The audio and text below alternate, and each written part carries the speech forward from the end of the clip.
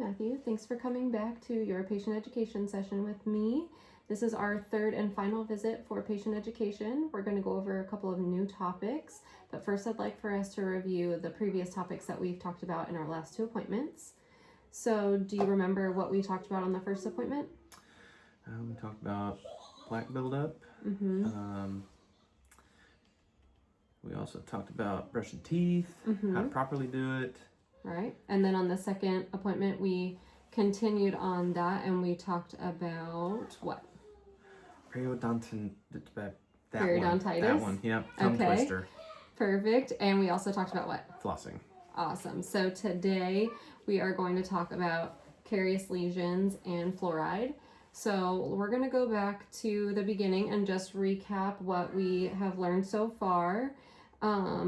First, let's go over the goals. So on your first appointment, you had some long-term goals. You had a long-term goal and a couple of short-term goals. The long-term goal was to decrease and maintain your plaque score to 0.5 or less by your 6-month visit. And then we had our short-term goals of understanding what is plaque by the end of that day's appointment, which we did. We're going to try and decrease your plaque score by 1 or more at each visit. And then also demonstrating the proper toothbrushing technique by the end of that visit, which I know we did. And then at our next session, we talked about the periodontitis and the flossing. So our long-term goal there was to halt the progression of the periodontal disease by reducing your bleeding score to 0% by the 6-month visit. And then also our short-term goals for that visit were to understand what is periodontitis by the end of the session, to reduce your bleeding score by about 20% at each visit, and also to demonstrate proper flossing technique and start flossing once a day by the end of that visit. So today I have a new long-term goal for you. It's to try to have your carious lesions, your cavities, restored or filled by your 6-month appointment in May. And then our short-term goals are to understand what is the cause of caries and how does that relate to your diet. Short-term goal number 2 would be to have you make an appointment to get your cavities filled by the end of today. And then also short-term goal number 3 is to start using a daily fluoride rinse as of today. Okay. Do you feel like the new goals for today are achievable? Yes. Okay, sounds good.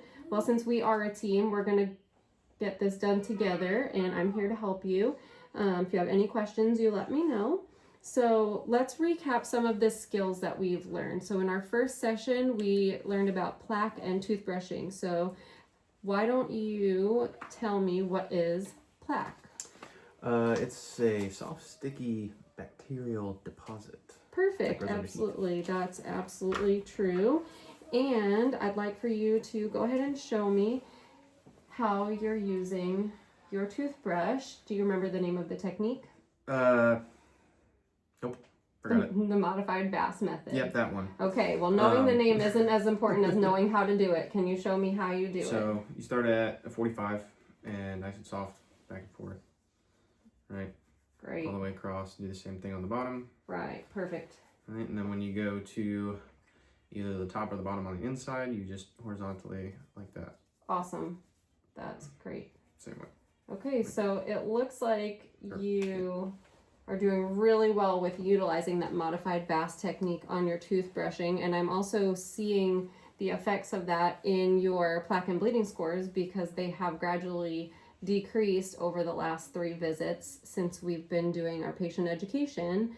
So that tells me that you are understanding these topics and you're also effectively utilizing the skills that we're learning in these visits. So now that we have recapped the plaque and the toothbrushing, I'd like to just recap periodontitis and flossing. Do you remember what periodontitis is? So it's inflammation of the mouth, and I believe if I remember correctly, you can start losing tissue and it causes bone loss as well. Right, bone loss. That's the key to the periodontitis. And do you remember what causes the periodontitis? Bacteria and plaque. Exactly. All right. And so in order for us to help maintain the health of your teeth and your all of the tissues in your periodontium, we are going to supplement the toothbrushing with the flossing. So I'd like for you to show me how you are flossing. Are you flossing once a day? Try to do it twice a day. Oh, that's great. Even better. All right, so let's see your technique. All right, good. You've got the spool technique. Seesaw in, and once you're in, make that C shape and kind of press in down and get beneath the gum right there, and then you move to the opposite side and do the same thing. Awesome, you're doing great. And just make sure that you're gentle as you are approaching that gum line there so you don't cut your gums, right. But your technique was spot on. You were nice and gentle going between the teeth, and you were really great at making the C shape as you wrapped around the tooth to get the sides and the in-between spaces. All right, that was perfect. So now that we've recapped plaque, toothbrushing, periodontitis, and flossing, we're going to move on to our 2 new topics for the day, which are caries and fluoride. So have you ever heard of caries before? If I remember correctly, I think it's cavities. Okay, right. So caries are what the term we use in the dental office for cavities. We can also call them a carious lesion. And so do you know what is a cavity or a carious lesion? Not specifically. Okay, well, I'm going to explain to you what it is, and hopefully you'll have a full understanding by the end of today. So a carious lesion or a cavity is an area of the tooth that has become demineralized by the bacteria that's left behind when there's not adequate toothbrushing and flossing and home care. So there is a major bad guy bacteria. It's called Streptococcus mutans. And that's one of 2 major bacteria that will cause carious lesions, because what they do is they create an acid byproduct as they metabolize the sugars and the carbohydrates from your diet. So sweet things, refined sugars, fermentable carbohydrates. The acid byproducts that result from the bacteria metabolizing it end up demineralizing your enamel, which is that outer surface of your tooth. And then it creates kind of like a hole in your tooth, and it decays. And so over time, that carious lesion can get deeper and deeper into the tooth. So there are 4 factors that must be present for a carious lesion to form. So you must have a susceptible tooth and host, a cariogenic microorganism or bacteria to be present in sufficient quantity. So that's when we leave the bacteria there for too long or don't brush it away sufficiently so we don't get it all removed. Then we also need to have a frequent consumption of refined sugars or fermentable carbohydrates. So that would be those caramel lattes and the peppermints that you said you enjoy drinking and sucking on regularly. And then this has to occur over a period of time. So those are our 4 factors that must occur. Do you happen to know what the treatment options might be for a carious lesion? Getting filling. Getting a crown. That possibly could happen if it gets really bad. Yeah. Do you know what might happen if we don't get it treated? You're kind of in the right direction there with the crown. And you'll have to get the whole tooth removed and possibly a root canal, I believe.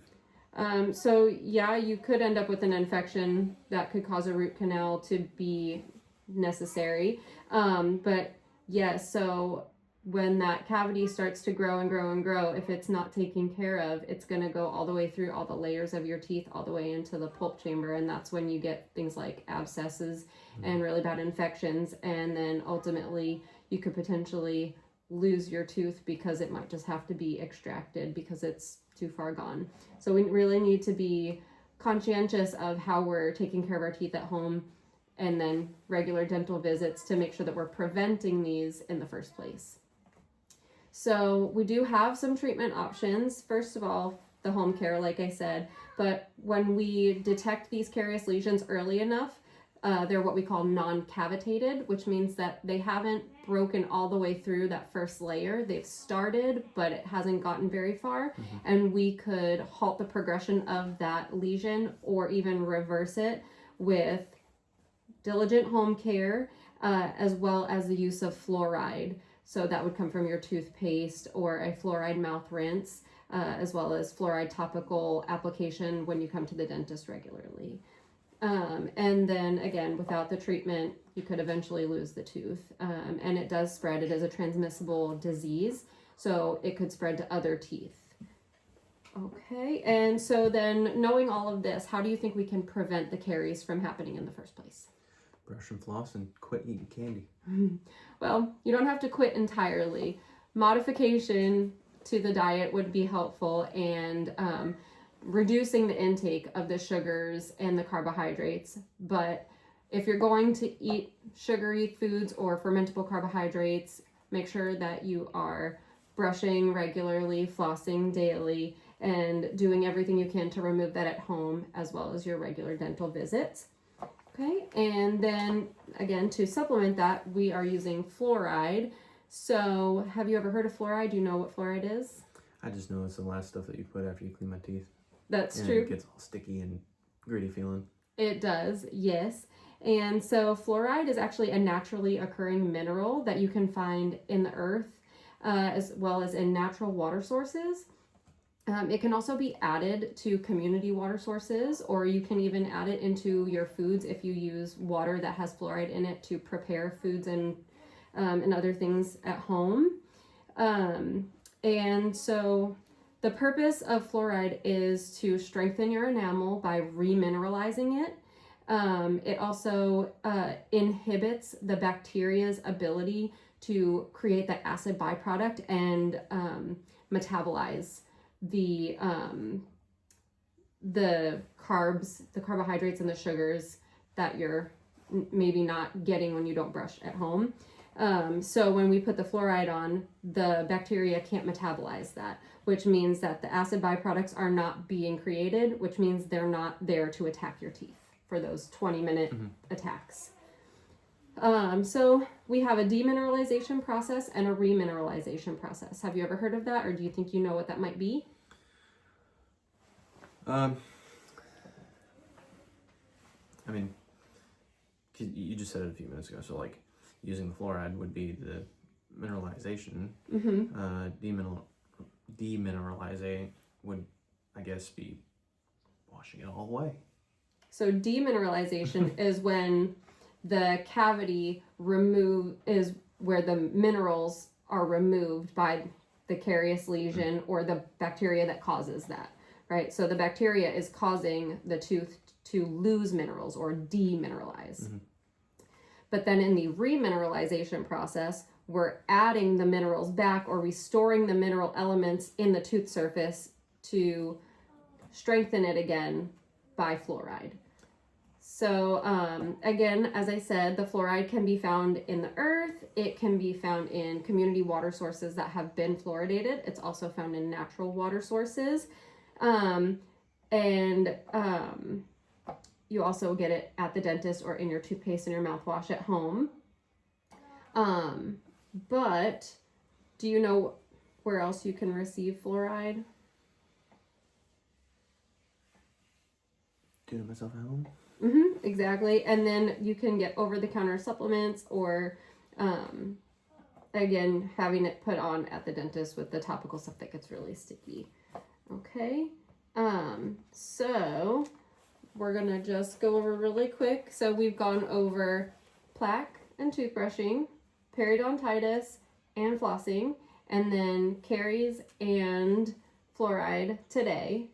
And we've got lots of goals, and it looks like you have been doing really well with achieving these goals. It seems that they have all been reasonably attainable because your plaque score has gone down to 1.3, and we started with 3.5. So we've gone from a poor plaque score to a good plaque score, and your bleeding score has gone down from 62% to 36%. So that's a significant decrease. That tells me that you are doing really well with your home care. I can see by your demonstration that you're using the modified Bass technique properly. You're using your flossing technique properly, and the progression of your periodontitis has halted. So we're in the right direction. We're a really good team. We're keeping your mouth healthy together. Do you have any questions for me? No, I don't think so. Okay. Sounds good. Well, I'm excited to see you again in another 6 months.